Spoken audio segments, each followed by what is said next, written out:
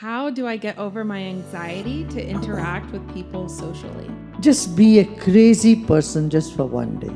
Act like you are nuts. You'll overcome all those fears. You cannot smell things from your ear. You have to place it in your nose to smell it. Similarly, when you want to choose your life partner, you cannot do it only through the head. You have to go from the gut feeling. A person wants health, wealth, and relationships to live a happy and successful life. I want to ask, when it comes to prioritizing, which one should I choose first? Oh, it's very simple. Look for a rich, healthy person. You got all the three. But mind you, what type of wealth? That you have to be specific. Some may be very wealthy with the bank account. Some are very wealthy in their characters, in their qualities of life. Some may be very wealthy in their intellect. Some may be very wealthy in their heart. So, that you have to choose, okay? How to be yourself and calm when another person triggers you? Invoke the valor in you. Other person is triggering so that you can show your valor. Be strong, It is difficult, I know. People can trigger in you, bring out the worst in you. Here again, meditation, regular meditation can help you not be such a reactive bomb. You just get triggered off by somebody and you start bursting.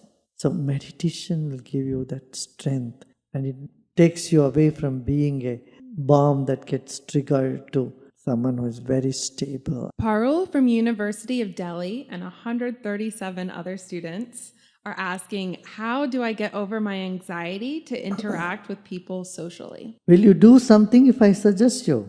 Sure. Just act like a buffoon one day.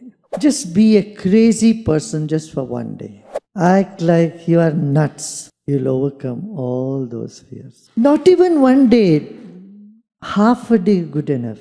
In the carnival and in all these festivals, people dress in all sorts of crazy ways. There is a scientific idea behind that. To break this monotonous idea about oneself and about respect and the fear of rejection, fear of being laughed about, to get over all this. But since on a carnival day everybody does that, you feel comfortable. Do it one day when nobody does it. Then you will be point of attention, and everybody's attention is on you. Then you will see, you'll snap out of that. I was also very shy, I tell you. In my teenage, I was very shy. I would not sit in big crowds. I would run away. But one day in Switzerland, I decided I'm going to wear dhoti and walk there.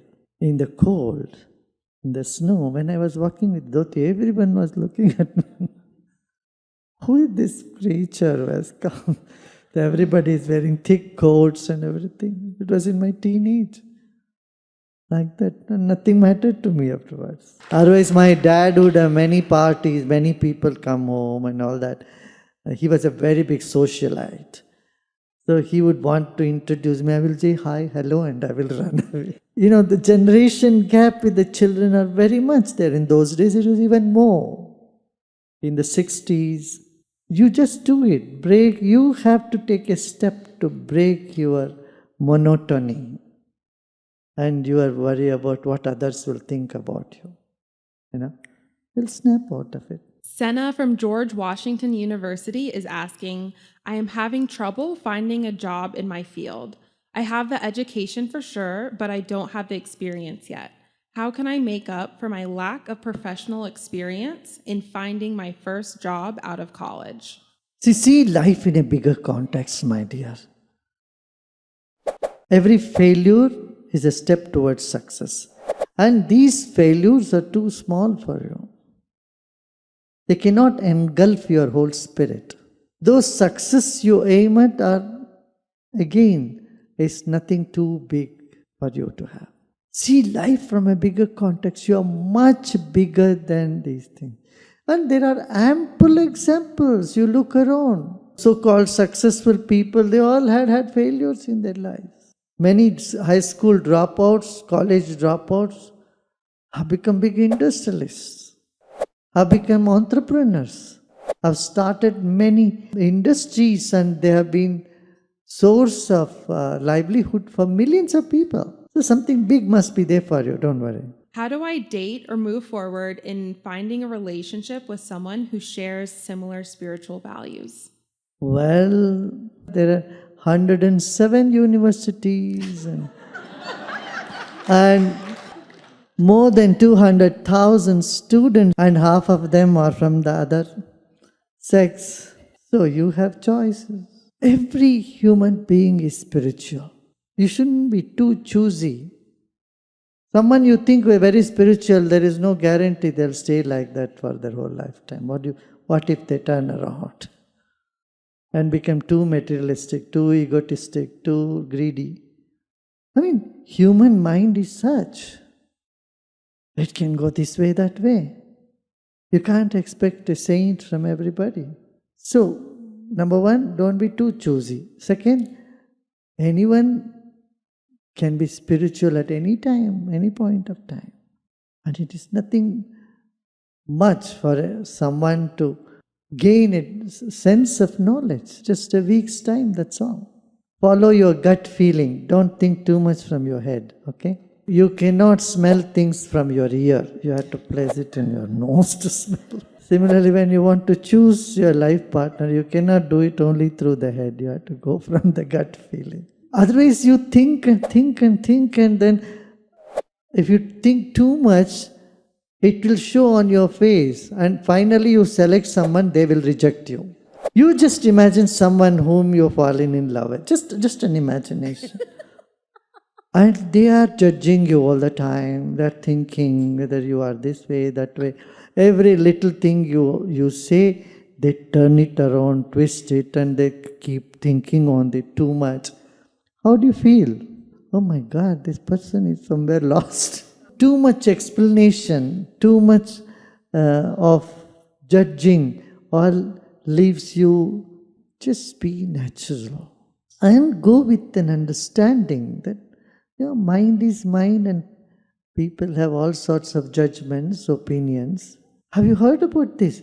That 85% of the worries you have never happens. This is the latest research from one of your university, that 15%, what is left, they can easily manage. And what you are left with is only 3%. Really 3% that you have to be concerned. The same with the judgments too. Look back and see how many of your judgments have stood up correct. Over a period of time, you feel like laughing at yourself. Oh my God, I was judging like that on this person, on that person. Whether good or bad, either way, it can go either way. An anonymous student who feels that they represent many students out there is asking, I feel really hopeless to the point that I have given up looking for someone for a romantic relationship. I don't really want to get back out there. I just kind of want it to happen. I feel like it's not going to happen unless I make it happen, but I don't want to come off as desperate to the universe. What do I do? You already got half the code. Not show your desperation. The next half of the code, you have forgotten. Keep your spirit high. Be cheerful. Be exuberant. Then why would not anybody come and be with you? People will love your company when they see you are here full of joy and enthusiasm, and you are there only to give. Then you have choices, you can choose. Another student would like to know, what is the best way to keep being motivated and energized while studying, especially when there's a lot to study and there never seems to be enough time? Meditation.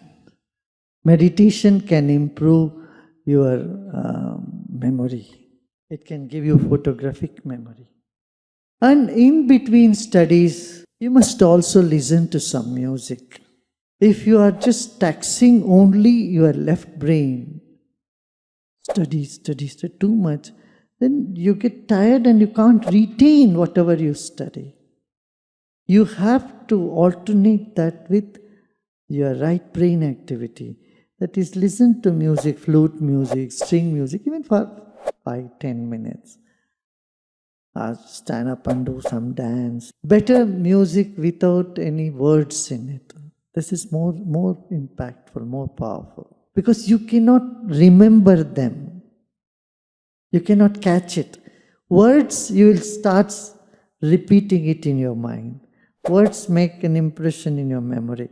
But just pure sound without words has a different type of impact on the brain without having to tap into that area of memory. Dear Guruji, there seems to be an increase in gender fluidity in the past decade. Why is this, and how can we support people who are experiencing this? Education. All sorts of prejudice, whether against gender or race or religion or nationality, is part of lack of proper education. We need to educate people, educate in higher values concerning life. How do we deal with global warming? We are facing a big crisis. We have to change our ways of life. But is it too late? And will it be enough to just change our ways of life? I'm glad that young people today all over the world are concerned about this and are taking action.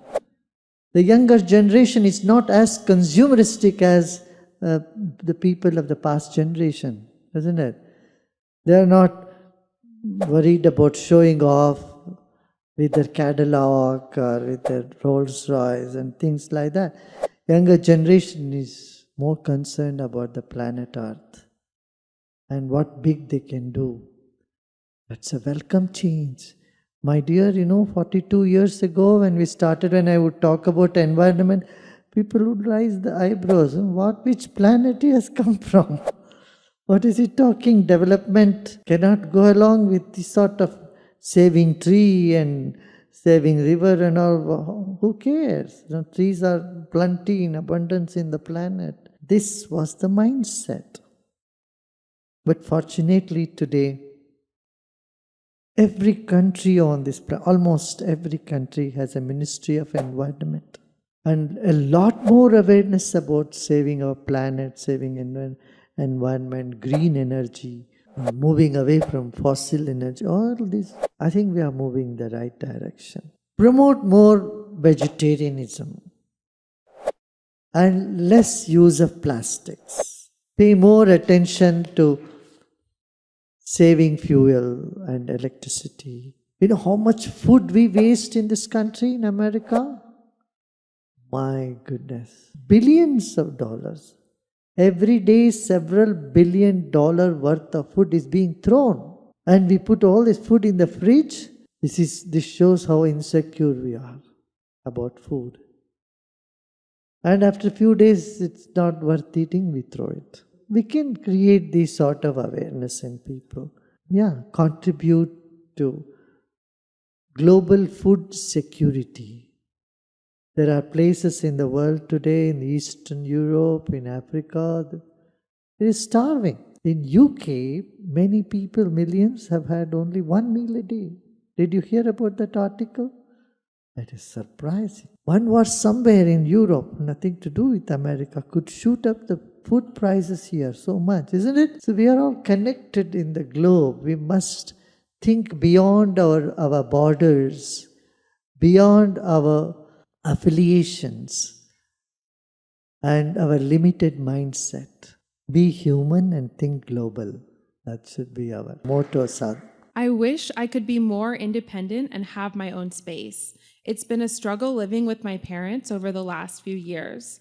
How can I find my own path or my own ways of living while still living with them? The generation gaps is the cause for this. But you know something? Your parents love you a lot, and anything they say to you or do to you is not for themselves, but because they are so concerned, they are so caring, so loving. Sometimes it could be so stifling for you. But you should walk the middle path. You follow your passion and listen to them too. It cannot be one way. If you say only, okay, you always toe the line of your parents, it will be too stifling and frustrating. At some time, you will feel not good about yourself. On the other side, if you become a rebel and don't listen to them at all, not good either. So you need to choose that middle path. Sometimes you go with their wishes, sometimes you insist on your wishes. Find that balance, okay?